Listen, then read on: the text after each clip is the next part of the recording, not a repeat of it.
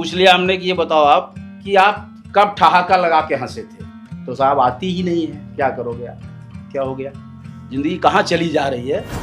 बाप दादा को आप देख लो तो एक लंगोटी और एक धोती पर जीते थे, और आज आप सूट पे सूट बदलते चले जा रहे हैं, फिर भी आप कमी में हैं। आहार में 4 चीजें ऐसी हैं जिनको आपको भूलना पड़ेगा स्वस्थ जीवन जीने के लिए।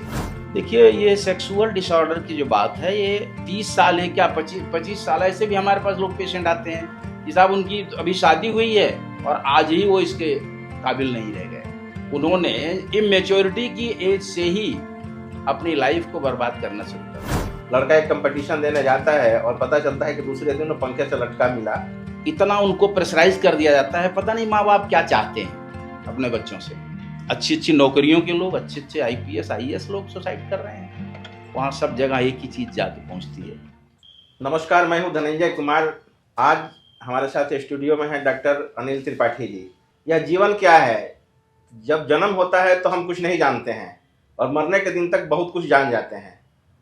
तो नहीं जानने से बहुत कुछ जानने के सफर को जीवन कहते हैं। लेकिन जब बचपन से लेके जवानी और बुढ़ापे तक में ये जो ढांचा खड़ा होता है, उस ढांचा को स्वस्थ कैसा रखा जाए, इस पे हम डॉक्टर त्रिपाठी जी से चर्चा करेंगे।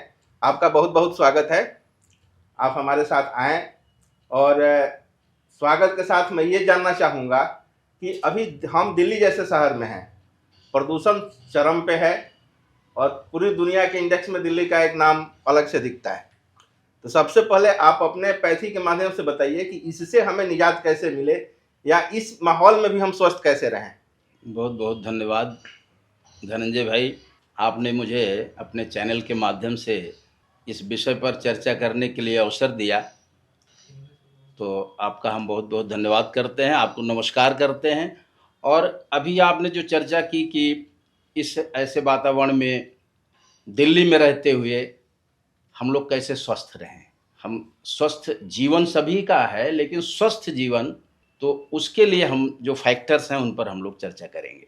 देखिए, जो 4 अति आवश्यक विषय है जो जीवन में हमको पालन करना चाहिए, वो सबसे पहली चीज़ है कि हम प्रॉपर न्यूट्रिशन हमारा हो शरीर के लिए। अगर हमारा खान पान, हमारा आहार विहार ठीक है, जो भी हमारे शरीर के लिए, चाहे वो कार्बोहाइड्रेट्स हैं, फैट्स हैं, मल्टीविटामिन्स हैं, मिनरल्स हैं, जो भी चीज़ें आवश्यक हैं, उसको हम किस तरह से अपनी बॉडी के लिए किस तरह से उसका उपयोग करते हैं। खाने पीने की स्थिति तो आप देख ही रहे हो, जो जल की व्यवस्था है यहाँ, जो आहार की व्यवस्था है, प्रदूषण तो हर जगह भरा है। उसके बाद भी हम अपने को स्वस्थ बनाए रखें, तो उसमें एक सबसे बड़ा आधार यही है कि हमारा खान पान। अब यूँ तो लोग कह रहे हैं कि भाई आप जो भी फर्टिलाइज़र ना हो उसको खाएं, तो फर्टिलाइज़र से आप कैसे बच सकते हो। लेकिन जो जैविक खेती का एक आधार आया है, कुछ जगहों पर ऐसा देखा गया है कि जो भी हम खा रहे हैं वो हमको शुद्ध चीज़ें मिल रही हैं। अगर उनका ध्यान रखें तो पहला फैक्टर तो ये है कि हमारा न्यूट्रिशन जो है, हमारा आहार जो है, उसको हम ध्यान रखें। दूसरी चीज़ ये है कि न्यूट्रिशन के बाद हम जो भी हमारी ज़िंदगी चल रही है, इसमें हम भाग दौड़ की ज़िंदगी में नींद हमको जो है वो दिक्कत कर रही है। लोग बताते हैं साहब हम तो इतने ही घंटे सो लेते हैं, हम तो इतने ही घंटे सो लेते हैं। भाई साहब, मशीन चलती है तो उसके लिए आराम की भी ज़रूरत होती है। भगवान ने जो अगर शरीर दिया आपको और कहा कि भाई देखो इसके लिए आप इतने घंटे आराम कर लो, इतने घंटे काम कर लो, ज़िंदगी बढ़िया चलेगी। एक इंजन मिल जाए आपको और साहब 12 घंटे चलाओगे तो ये 10 साल चलेगा, और आपने रोज़ जो है उसको 24 घंटे चलाना शुरू कर दिया तो उसकी लाइफ तो अपने आप ख़त्म हो जाएगी। तो इस तरीके से हमको प्रॉपर रेस्ट की ज़रूरत है। काम करें हम, आज का समय हार्ड वर्क का नहीं है, स्मार्ट वर्क का आ गया, तो हम स्मार्ट वर्क करें, कम समय में ज़्यादा काम कर लें। तो रेस्ट हमारे लिए बहुत ज़रूरी है। रेस्ट अगर प्रॉपर है हमारा, तभी हम जो है हमारी ज़िंदगी स्वस्थ रह सकती है। नहीं साहब सोएंगे नहीं, काम ही काम, तो ज़्यादा दिन तक नहीं चलती गाड़ी, उसका समय अपने आप कम हो जाता है। तीसरी चीज़ क्या है कि जब हम अपने लिए समय निकालें तो उसमें हम एक्सरसाइज ज़रूर करें। अगर हम फिजिकल कुछ नहीं कर रहे हैं तो आप समझ लीजिए कि वो भी तमाम लोग हमारे पास आते हैं, चूँकि मैं चिकित्सक हूँ, तो मेरे पास लोग आते हैं तो मैं उनसे जैसे पूछ लिया कि भैया ये बताओ कि आप अपने लिए कितनी देर जीते हो, तो कुछ नहीं भाई साहब, ज़िंदगी यूँ ही चल रही है, भाग दौड़ की ज़िंदगी चल रही है। पूछ लिया हमने कि ये बताओ आप कि आप कब ठहाका लगा के हंसे थे, तो साहब आती ही नहीं है, क्या करोगे आप, क्या हो गया, ज़िंदगी कहाँ चली जा रही है। तो इसलिए अपने लिए समय निकालें और रेगुलर एक्सरसाइज कर रहे हैं। अगर एक्सरसाइज आपका डेली रूटीन में चल रहा है, चाहे वो प्राणायाम है, योग है, या आप मॉर्निंग वॉक ही कर ले रहे हैं, तो इतना जरूर होना चाहिए कि बॉडी एक बार वार्म अप जरूर हो जाए। गांव देहात में आज हम आप देख रहे हैं कि हमसे आपसे ज़्यादा स्वस्थ लोग हैं। माना कि बीमारियां वहाँ भी हैं, लेकिन आज वो लोग ज़्यादा स्वस्थ हैं क्योंकि उनकी फिजिकल हो रही है। इसके बाद जो चौथा फैक्टर है वो सबसे महत्वपूर्ण है कि हमारा पॉजिटिव एटीट्यूड होना चाहिए। अगर हमारे पास विधेयात्मक चिंतन नहीं है, पॉजिटिव एटीट्यूड नहीं है, हम नेगेटिविटी में जी रहे हैं, तो आप सब इस बात को जानते हैं कि जब हमारे अंदर नेगेटिव थॉट्स डेवलप होते हैं तो हमारा जो एंडोक्राइन सिस्टम है उसी तरीके से उसका सिक्रेशन शुरू हो जाता है। तमाम ऐसे नौजवान हैं हमारे पास, तो लोग मिलते रहते हैं कि वो जवान हुए ही नहीं, पता नहीं बुढ़ापा कब आ गया उनका, ठीक है, उनकी लाइफ ही ऐसी चल रही है कि वो जवान हुए ही नहीं, बुढ़ापा ही आ गया। और उसका एक ही रीज़न था कि वो हमेशा नेगेटिविटी में जी रहे हैं। किसी महापुरुष ने कहा है कि नकारात्मक सोच के लोगों से उतनी दूर रहो जितना पागल कुत्ते से, ठीक है, वो आपके ड्रीम्स को चुरा लेंगे, वो आपको क्या जीने देंगे, जी नहीं पाओगे। इसलिए जीवन जीने में जो सबसे सबसे बड़ा फैक्टर है वो आपका पॉजिटिव एटीट्यूड है, विधेयात्मक चिंतन। जब ये सत्य है कि क्या लेकर के आए थे और क्या लेकर के जाओगे, जो लिया यहीं से लिया और जो गया यहीं को गया, आपने तो कुछ किया नहीं था, आपके बस में कुछ है नहीं, आत्मा अजर अमर है। ये सब लोग आप जानते हो, जब आप सब बैठे हो तो हर आदमी जानता है कि गीता का बहुत गीता पढ़ने की जरूरत नहीं, इतना ही पढ़ लो, किससे डरते हो, क्यों चिंता करते हो। तो भाई नेगेटिविटी में जीने की जिंदगी आपको इसलिए नहीं मिली।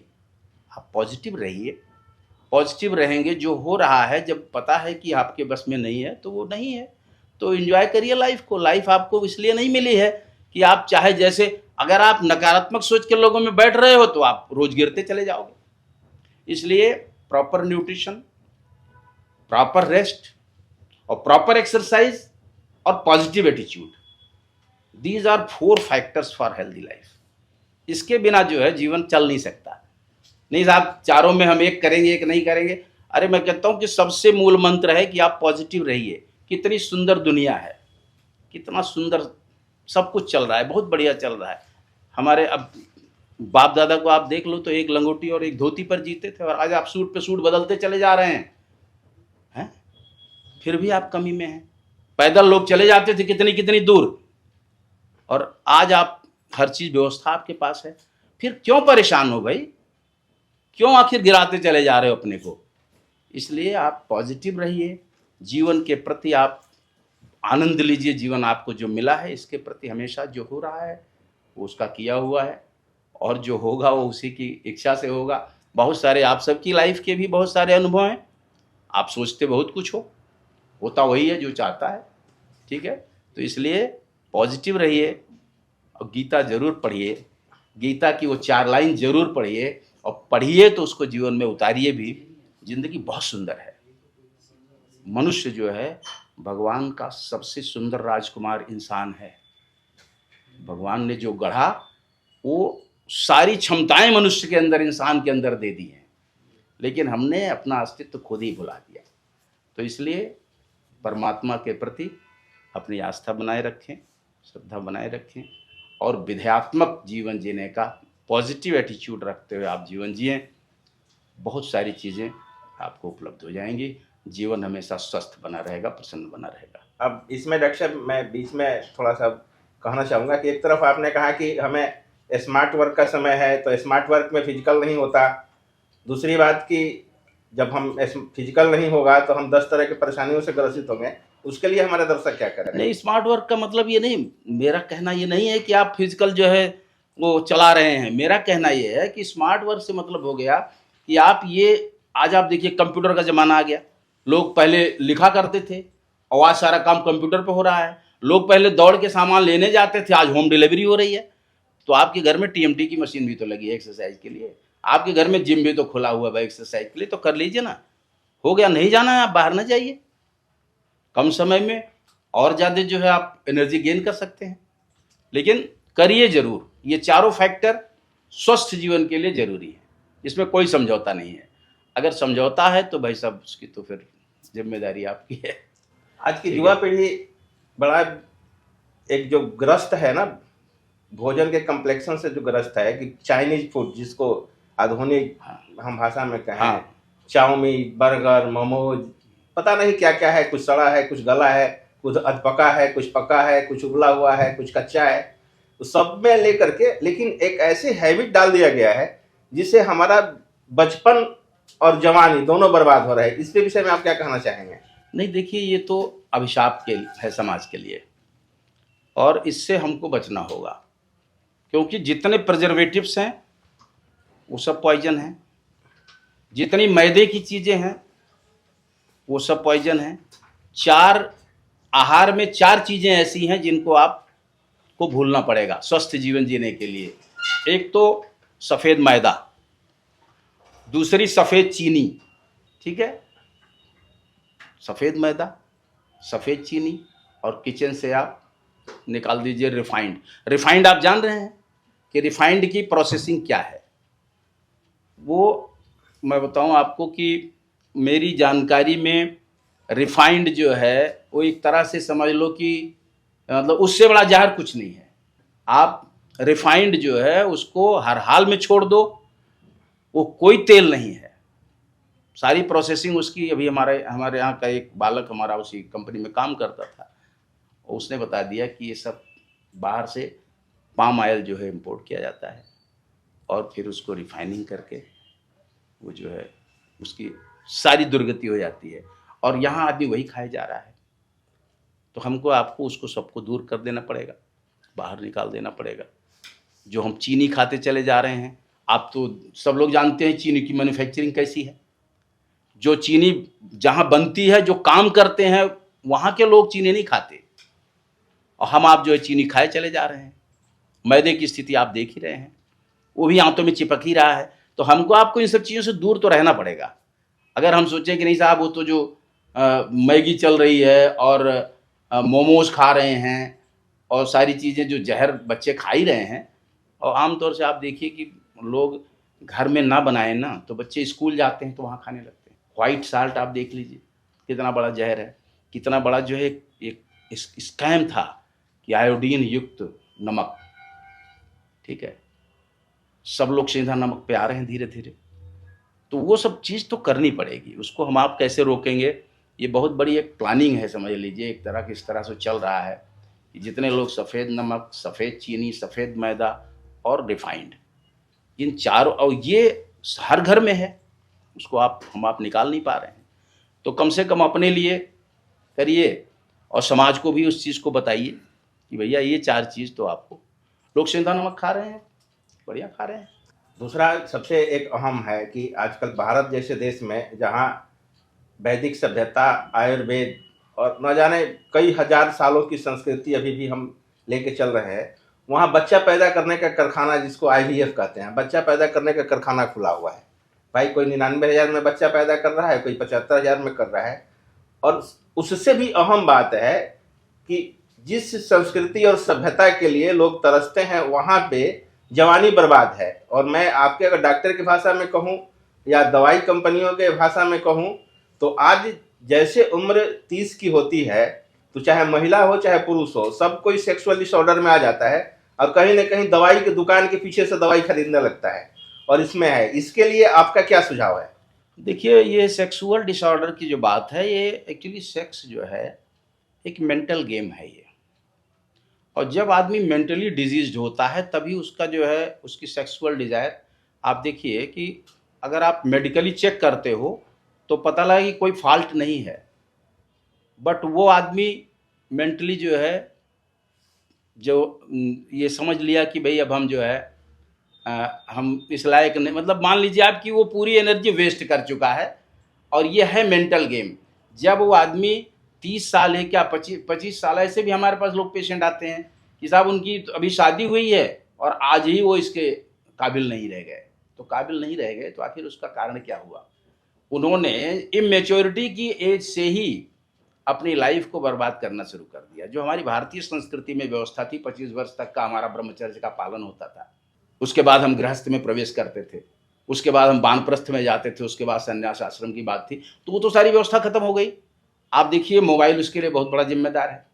तमाम पोर्न वीडियोज हैं, जिन चीज़ों को आप जितना छिपाते चले जा रहे हो वो चीज़ें उतनी बढ़ती चली जा रही हैं। बच्चे 14 साल के हुए, 13 साल के हुए, वो नंगी वो देख रहे हैं। तो वो जो चीज़ उनको 25 साल के बाद होनी चाहिए थी, वो सारी चीज़ें वो 14 साल से 15 साल से शुरू कर देते हैं। तो हमारी जो ऋषि परंपरा थी उसमें तो ये था कि उतने दिन तक हमको जो है अपनी शक्ति को संग्रहित करना है, इकट्ठा करना है, संभाल के रखना है। ऋषि मुनि तो खाली संतति के लिए ही संभोग किया करते थे, नहीं तो पूरी पूरी जिंदगी वो ऐसे ही बिता दिए। और आज व्यक्ति जो है नौजवान क्या, वो तो जवान हुए ही नहीं उसके पहले ही सब। तो ये एक बड़ा फैक्टर है इसके पीछे। और इसके पीछे वही एटीट्यूड की बात फिर आ जाती है कि व्यक्ति सोच कैसा रहा है। जो सोच रहा है वही करता चला जा रहा है। मास्टरबेशन एक इसका, मास्टरबेशन ही नहीं, बहुत सारे ऐसे प्रोसेस हैं कि जिनके माध्यम से व्यक्ति जो है अपने शरीर को छीण करता चला जा रहा है। और वो जो 25 साल 30 साल पे जो जवानी होनी थी, वो जो है 15 साल और 16 साल पे 18 साल होते होते काम खत्म हो जाता है। तो बेसिकली अब उस समय जब उनकी नीड होती है, अच्छा चूंकि जो दूसरा पार्टनर है उसकी रिक्वायरमेंट होती है, तो ये सारे लोग उस दवाइयों पे आ जाते हैं और दवाई खाते हैं। तो दवाई से जो दुर्गति हो ही रही है। बोले साहब इतने दिन तक इसको खाया, अभी कोई काम ही नहीं है, तो अब ये बोले अब इतने 10 mg लेते थे तो 20 mg। तो ये सब खेल चल पड़ता है। उसके पीछे भी जो हमारी बहुत सारे फैक्टर हैं। एजुकेशन सिस्टम हमारा उसके लिए जिम्मेदार है। हमारी जो गुरुकुल की व्यवस्था थी, जो वहाँ पढ़ाया जाता था, वो सब खत्म। मतलब अब विषय तो बहुत बड़ा है, ठीक है ना। ये सारे फैक्टर्स हैं जो इसके लिए जिम्मेदार हैं। जवान नहीं हुए, पहले बूढ़े ही हो गए। बहुत सारे एलोपैथ में साल्ट हैं जिसका बहुत सारा दुष्परिणाम है। किडनी फेल हो जाती है, लीवर फेल हो जाता है, हार्ट अटैक हो जाते हैं। लेकिन आपके होम्योपैथ में ऐसा 2-4 मेडिसिन हमारे दर्शकों को बताइए जो इसको कंट्रोल कर सके। एक्चुअली होम्योपैथी क्या है भैया ना, जैसे ये सिम्टोमेटिक ट्रीटमेंट करती है, लक्षणों के आधार पर होम्योपैथी में चिकित्सा है। अब जो है कुछ कंपनियां ऐसी हैं कि जो पेटेंट करके कुछ दवाइयां उन्होंने निकालना शुरू कर दिया है। कुछ दवाइयां ऐसी हैं जो हम लोग देते हैं, वो तो जैसे लक्षण होंगे उस तरह से दवाई दी जाएगी। लेकिन हमारे यहाँ जैसे एक कुछ दवाइयाँ मैं बता दे रहा हूँ। जैसे डामियाना एक मेडिसिन है हमारे यहाँ, लाइकोपोडियम एक मेडिसिन है, एग्नस कैस्टस है, योहेम्बिनम है, न्यूफरल्यूटियम है। तो ऐसी कुछ दवाइयाँ हैं ऐसी जो इन सब चीज़ों के लिए दी जाती हैं, लेकिन वो मरीज के लक्षण के हिसाब से ही होता है। क्योंकि अब जैसे मान लीजिए कि कहीं इरेक्शन नहीं हो रहा है, डिज़ायर है, तो दूसरी दवाई हो जाएगी। कहीं डिज़ायर ही नहीं है, दूसरी दवाई हो गई। मेंटली किसी किसी को हेट हो जाती है इन चीज़ों से, पार्टनर चाह रहा है, तो दूसरी दवाई हो गई। तो दवाइयाँ तो लक्षणों के हिसाब से बदलती रहती हैं। और ये कह पाना कि यही दवाई इसके लिए दे दीजिए, थोड़ा होम्योपैथी में ऐसा नहीं है। अच्छा, अभी हमने चर्चा किया था कि बच्चा पैदा करने का कारखाना जिसको हम IVF कहते हैं, आज की पीढ़ी कैसे संयमित रहे कि इससे बचे? ये वो सब सारी चीज़ें जो हैं वो एसोसिएशन पर ही जाती हैं। जैसे एसोसिएशन में, एसोसिएशन तो आप देख ही रहे हैं जैसी चल रही है, ठीक है। जैसी एसोसिएशन मिलती है वैसे ही उसके थाट बन जाते हैं और उसी थाट के हिसाब से वो एक्शन शुरू हो जाता है और वैसे ही उसके परिणाम ज़िंदगी में आ जाते हैं। तो इसलिए बहुत सारे फैक्टर्स हैं। और समाज में सुरक्षित रह पाना, बोले भैया काजल की कोठरी में कैसो हूँ सयानो जाए, तो एक लीक काजल की लागी हैं सो लागी हैं। तो बड़ा मुश्किल हो गया है बच पाना। और आप अपने परिवार को कैसे मैनेज करेंगे, कैसे उस वातावरण से दूर कर पाएंगे। घर में आप संभाल लेते हो, बच्चे बाहर जाते हैं तो उस सिचुएशन में पहुंच जाते हैं। तो वो एक जो है बड़ा विषय है, ज़रूर उसके लिए सोचना चाहिए, समाज को सोचना चाहिए, हमको आपको सबको सोचना चाहिए। और समाज जागृत हो तो कोई बात बन सकती है। भारत में डॉक्टर साहब एक चीज़ और बड़ा हावी है। अभी कुछ दिनों में हाल फिलहाल के मैंने इसी वर्ष में बहुत सारे लड़के सुसाइड कर लेते हैं, जबकि अपने यहाँ की जो पद्धति थी, अपने यहाँ की जो व्यवस्थाएं थी, ये किताब का भी इतना बोझ ढोने की व्यवस्थाएं नहीं थी, फिर भी सुसाइड नहीं, विद्वान पैदा होते थे। आज क्या कारण है कि कोटा जैसे जगह पे, इलाहाबाद जैसे जगह पे, पटना जैसे जगह पे, मुंबई जैसे जगह पे लड़का एक कंपटीशन देने जाता है और पता चलता है कि दूसरे दिन वो पंखे से लटका मिला और अखबार के मुख्य पृष्ठ पे होता है। वैसे बच्चों के लिए आप क्या कहना चाहेंगे? अब वहाँ भी एसोसिएशन की बात आती है, उसके सारे बहुत सारे फैक्टर्स हैं उसके लिए। जैसे इतना उनको प्रेशराइज कर दिया जाता है, पता नहीं माँ बाप क्या चाहते हैं अपने बच्चों से, कि इतना ज़्यादा वो प्रेशर। हम तो दिल्ली में जब से आए हम देख रहे हैं कि यहाँ बच्चे तो कम, उनके माँ बाप ज़्यादा प्रेशर में होते हैं। हम लोगों की ज़िंदगी ऐसी रही कि माँ बाप ने कभी पूछा ही नहीं कि क्या पढ़ते हो और क्या पढ़ाया गया। ठीक है, आज की स्थिति ये हो गई है कि माँ बाप ज़्यादा प्रेशराइज हैं और बच्चे कम। और जब उन बच्चों को इतना ज़्यादा प्रेशर में डाल दिया जाता है कि भाई तुम कोटा जा रहे हो तो तुमको नीट क्वालिफाई करना ही है, तो और वो बच्चा, हर व्यक्ति का अलग अलग आईक्यू है। हर व्यक्ति नहीं साहब जो जाएगा वो यही हो जाएगा, दुनिया में ऐसा तो कुछ हुआ नहीं कि हर व्यक्ति एक जैसा हो जाएगा। तो आप उसके आईक्यू को बढ़ाएं, उसको पॉजिटिव रखें और उसको इतना जरूर समझाएं कि बेटा देखो तुम इस काम के लिए जा रहे हो। आप लोगों को ध्यान हो, एक सीरियल आता था और भी हैं राहें, उसे इतना जरूर बताइए कि इसके अलावा और भी रास्ते हैं, ऑप्शन है बेटा, तुम इस काम को कर रहे हो, that's good, you will be a good doctor, कोई बात नहीं। अगर उसने कह दिया नहीं पापा मेरा तो जो है ये मार्क ऐसे हो गया, कोई बात नहीं बेटा, हो सकता है कि तुम आईएएस बनना हो तुमको। देखिए मंजिल सबको मिलती है, फेल तो वो लोग होते हैं जो उससे पहले उसको अपना छोड़ देते हैं, रास्ता बदल देते हैं। ठीक है ना, मिलती सबको है।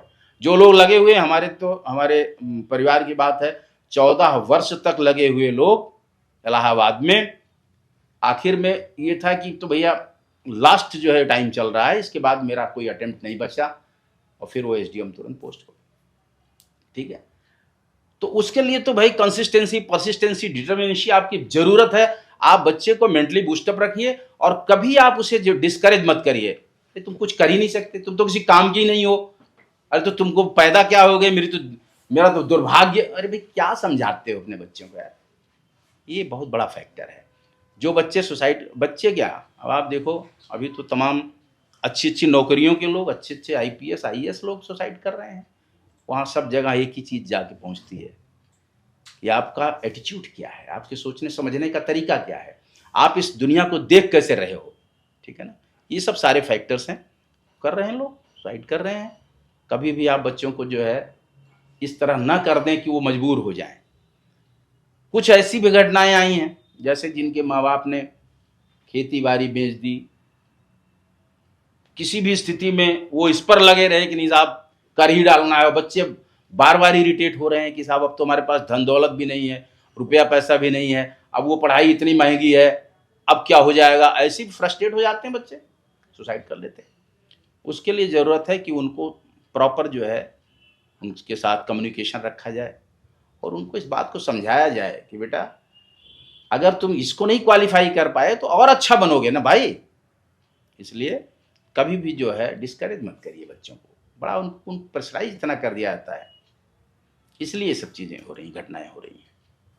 चलते चलते अंतिम प्रश्न डॉक्टर साहब, कि एक स्वस्थ शरीर के लिए हमारी दिनचर्या कैसी होनी चाहिए? अब स्वस्थ शरीर के लिए सबसे पहले तो स्वच्छ मन होना चाहिए। दिनचर्या ये है कि आप सुबह उठ जाइए समय से। जो व्यक्ति, अब जैसे हमारे यहाँ तो व्यवस्था है कि भाई आप नियम से सूरज को जगाएं, सूरज आपको ना जगाए। और हो क्या रहा है, 2 बजे रात को सोएंगे और पता लगा सवेरे जो है 9 बजे उठ रहे हैं, 10 बजे उठ रहे हैं।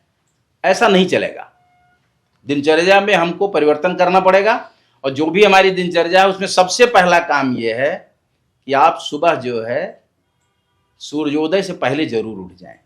ठीक है, दिनचर्या में लोग बताते हैं कि हमको तो कॉन्स्टिपेशन है साहब, मोशन ही नहीं आता। तो हम लोग तो ये कहते हैं कि भाई साहब उकड़ू बैठ जाओ और भरपेट गर्म पानी पी लो, धीरे धीरे करके चीज़ें। खाने पीने में आप फाइबर जरूर रखो दिनचर्या में। आप भोजन से पहले सलाद भरपेट खा लो, कभी भी कच्चे के साथ पक्का ना खाएं, ये भी ध्यान रखें। नहीं साहब भोजन करते जा रहे हैं और सलाद खाते जा रहे हैं, ऐसा नहीं होना चाहिए। जब भी आप सलाद लेंगे, और इस भ्रम में ना रहिए कि आपने सलाद खा लिया तो अब 4 रोटी खाते थे तो गजब हो जाएगा, मैं तो 2 ही रोटी खा पाऊँ, ऐसा नहीं है। आप सलाद पहले खा लो, 10 मिनट के बाद आपके सामने थाली आ जाए, आप खाओगे उतना ही, आपकी डाइट कम नहीं होगी। तो दिनचर्या में आप फाइबर जरूर लें, सुबह समय से उठ जाएं, थोड़ा अब जैसे सर्दी का टाइम चल रहा है इसमें गर्म पानी जरूर पिएं, उसके बाद आप अपना स्नान ध्यान जो भी करना है वो सब करें। जब भी ये इतना जरूर ध्यान रखें कि दिन भर खाने की व्यवस्था ना रखें। भोजन आप अगर आपको ऑफिस जाना है तो आपने 10 बजे तक भोजन कर लिया, 9 बजे तक भोजन कर लिया। यहाँ हमने देखा दिल्ली आकर के कि यहाँ एक व्यवस्था ये है कि दोपहर में लोग लंच करते हैं, अच्छी बात है, लंच करें, तो लंच अपना साथ रखें, दुकान पे ना खाएं भाई। मैं तो चूँकि कोर्ट में डॉक्टर हूँ तो मैं देखता हूँ कि मैक्सिमम लोग बस कैंटीन ही संभाल लेते हैं। परेशानी का कारण वो भी है क्योंकि वो क्या खा रहे हैं क्या खिला रहे हैं कुछ पता नहीं है। जो लोग 50 साल की उम्र, लगभग मान लो आपकी 50 साल की उम्र के बाद, डिनर को आप उस पर जरूर ध्यान दीजिए कि डिनर आप सनसेट से पहले या तो करिए, अदरवाइज डिनर को क्विट करिए। डिनर आप लाइट से लाइट लो, तो कटोरी सब्जी खा लो, शाम को आप 5 बजे अगर घर पहुंच रहे हैं तो आप कुछ फल खा लो। ऐसा कुछ रखिए कि आप, नहीं तो लोग क्या कर रहे हैं 11 बजे 12 बजे खाएंगे और झट लेट जाएंगे। जब अगर मान लीजिएगा आपको रोटी खाना ही है तो रोटी आप खा लो, लेकिन सोइए आप 2 घंटे बाद कम से कम, तब तक आप थोड़ा टहल घूम लीजिए। कुछ ऐसी चीज़ें हैं जो दिनचर्या में लाई जा सकती हैं, इजली लाई जा सकती हैं, और उनसे जो है हमने तो प्रैक्टिकल देखा है कि बड़ा लाभ है, स्वास्थ्य जो है बढ़िया रह सकता है, कोई दिक्कत नहीं है। ये थे हमारे साथ डॉक्टर अनिल त्रिपाठी जी। हम फिर अगले एपिसोड में जीवन, स्वस्थ शरीर और जीवन दर्शन पर चर्चा करेंगे। धन्यवाद डॉक्टर साहब, आपने अपना बहुमूल्य समय दिया। बहुत धन्यवाद भाई साहब। इसके लिए हमारे चैनल की तरफ से बहुत बहुत आभार, धन्यवाद।